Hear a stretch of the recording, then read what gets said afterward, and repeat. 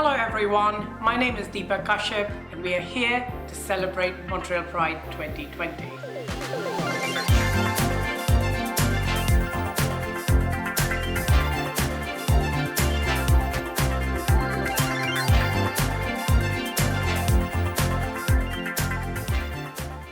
Depression. It's very difficult to talk about depression in a way that makes universal sense. Yes, we have some universal symptoms of depression that we use to diagnose someone with depression, but the texture of pain and the texture of suffering that comes during depression is very personal. There are many social reasons why depression's texture is so personal. One, we have social access to joy and happiness of others. Whether it's LinkedIn, Facebook, Tumblr, Instagram, we always put things that show us in a joyous light. Show us that we are achieving a lot in our lives. Show us that we've done something good. We're dating someone beautiful. Or visiting somewhere exotic. It's on and on and on and on about joy. It's on and on about acceptance. It's on and on about good, positive emotions. But we don't have social access, or at least not as much social access to pain and suffering of those of others. One thing that this pandemic has done is it has reduced the FOMO in a lot of people. There's no fear of missing out. There is no great party going on outside that you're missing out on. For the first time, we are able to share and explore the texture of collective pain. This texture of collective pain was not available to us before. So what that does teach us about depression is that depression can show up in many, many different ways in many different people. Some of the common things in depression that we notice is that there's disturbed sleep patterns. Either I'm not sleeping at all or I'm sleeping too much. There are disturbed eating patterns. I'm eating too much or not eating at all. There's disturbed social patterns. I'm perhaps withdrawing completely from society or over-socializing.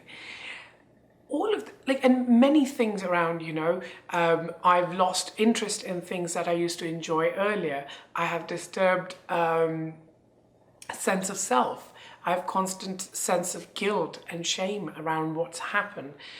And depression's a lot about thinking about the past. I wish this hadn't happened and I wish I was considered better. I wish I had this and I wish.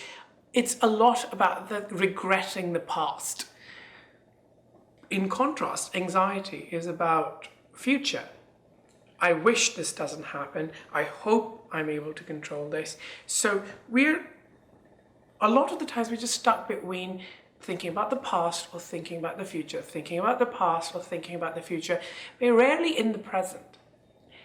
And we'll talk about that in a bit as well. But to say that depression is one of the most common things that people will go through. In fact, World Health Organization earlier, before this whole pandemic thing, coronavirus thing happened, used to say that 25% of the world's population will need attention with one or the other mental health challenges. And during this corona pandemic virus, the whole thing's been shot to 40%. That means a good every third or second person would have some mental health challenge that they would need attention with. And two, so depression is very interesting to see that depression can be very debilitating. Some people could have high functional depression, that they could be functional but still depressed. Some people have very low functioning depression, that their functionality has been reduced. All I think I was going to say about depression is whenever you feel depressed and whenever you feel sad for longer than 2 to 3 weeks, that's time to go talk to someone. Please imagine if you had a cut or a wound that was bleeding continually for 2 weeks. What would you do? Would you still claim I can deal with it, or would you rationally go and be knocking at a doctor's door and saying, I need this looked at? So don't try to, think don't think to yourself that this is a problematic thing to a point that this means something about your character. And don't think that you are alone in this. Depression is very common, very misunderstood, but also very easily treated if focused efforts are put into it. Yes, some kinds of depressions are not very easily treatable, but to say that depression is not treatable is also not very healthy and accurate. Depression is quite treatable. You can manage it very well. So today I think what I'm trying to tell you is talk to you about some of the ways that you can deal with depression. One is absolutely you have to go for counseling. Psychotherapy, counseling, and if your counselor thinks that you need to go see a psychiatrist, go see a psychiatrist, get on medication. There's absolutely no shame in going on medication.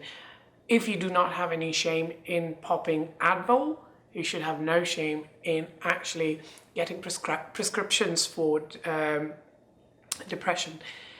Third, I think building a healthy lifestyle in which meditation is a recurring and central piece of your day, where you meditate 10 minutes when you wake up and 10 minutes before you go to bed.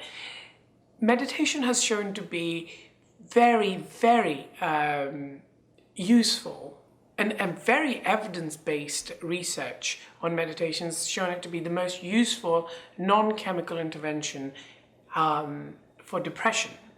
So I would highly suggest that you familiarize yourself with guided mindfulness meditation and sort of go from there. And then sometimes try to develop mood independent behavior as well. So even if you don't feel like doing something, try to push yourself to do it. So now, please don't take this advice out of context. This advice is rather that you've tried everything and now you're pushing yourself as on top of that as well. It doesn't mean just because you push yourself, you're suddenly going to be out of depression and depression's gone away. Not that. Depending on the kind of depression that you have, your approach will be different.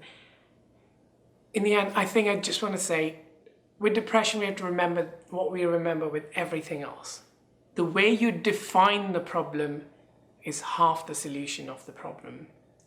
So I hope you're able to understand and define your own situation. And if you're not, please seek help. Thank you.